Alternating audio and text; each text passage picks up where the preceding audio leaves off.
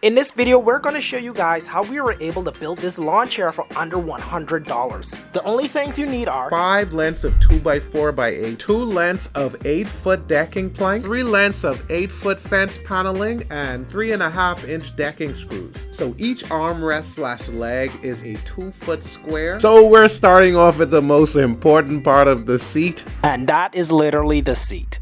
So we're gonna be cutting 29 inches length by 24 inches width. And I'm using this quick square to make uniform marks on each piece of wood where we will be using our Forstner bit. And this is to make countersink holes for our decking screws. And for us, decking screws are the way to go whenever you're building anything exterior. Says the guys who are building using non-treated wood. And here I am using my trusty Craftsman driver to make short work of the seat.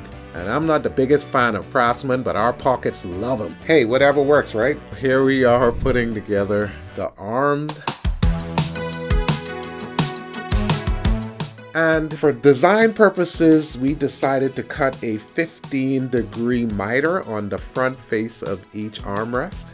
And the idea is once the chair is done and you sand it, you can put that nice curve on the front to give it just a different look. Or maybe you like your chairs like you like your women, with some curves. And since we do not plan to be plugging up these holes for aesthetic reasons, I guess, or we were just being lazy, well, I chose not to do it because I'm lazy. we decided to line these off so that they would be as uniform as possible. And here we are again using the drill driver to screw the arm legs together.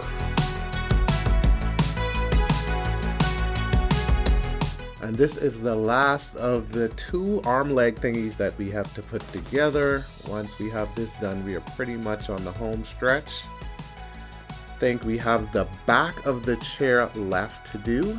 And if you guys want to build a chair like this at home for under $100, we left the plans for this chair in the description below. So when you get to this point, finally, the structure starts to take the form of a chair. Here we are dry fitting the back and checking that recline. It's a 15-degree recline. And finding the recline that's like comfortable for you is a personal preference thing. So you guys can figure out, I guess, what works best for you. So this little strip of wood is a riser. I put some wood glue on there and I'm brad nailing them down. The front risers are about 2 inches longer than the back risers, which gives the seat kind of like that Adirondack feel. And I mean, the wood glue is pretty strong, but I was not sparing with my brad nails at all. Look at the nails just hanging out of this thing. Pathetic. These risers can be what you want them to be. It's totally up to you. It's your preference. How high do you want to be off the ground? Do you want to feel like you're floating? Then go for the highest riser possible. So we thought we were in the home stretch, but turns out the chair's back is way too tall. So the chair feels really too high, almost like a throne. And even worse, if we were to put the cushion on the back of the chair, there would be a huge gap. So the remedy for that would be to cut away some of the riser, dropping the chair down a half a foot. Here I am dreading the thought of having to use this Ryobi saw. Oh man, no shade Ryobi, but wait. People who bought that for me as a gift might actually see this. You know what? This is the best gift ever. Thanks so much, guys.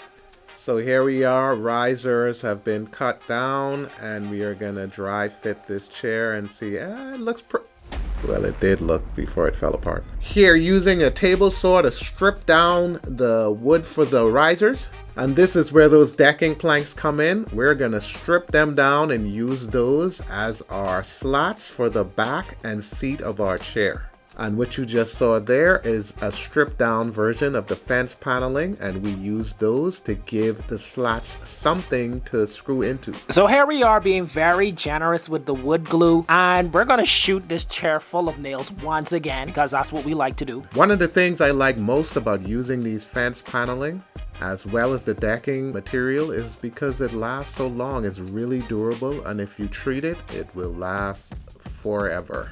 Now, pound for pound, wood glue is much stronger than any brad nail will ever be, but we opted to use both. Just, I don't know, sense of security or habit. So we're going to use this rip down fence paneling as a backing to put our back slats on the chair. These are decking planks, but I use these for obvious reasons. Decks are durable, they're treated, and they last long. We're cutting this deck paneling down to 24 inches so it would fit snugly as our seat for our chair. And unless you're a linebacker or Lizzo, this should be plenty strong enough to hold your weight. Cancelled! So at this point, I'm just kind of eyeballing it. Believe me, you get to this point in your build, you want to get it done, so you kind of start like taking shortcuts. Try to fight that urge. If you have to, take a break and come back to it, as opposed to like rushing it and like messing up right at the end like we did. And I know no one who likes sanding, but here I am curving the front of the chair to give it that look we talked about. But as you can see, it kind of looks like a chair. Yeah, it looks like a chair. It's a chair, damn it.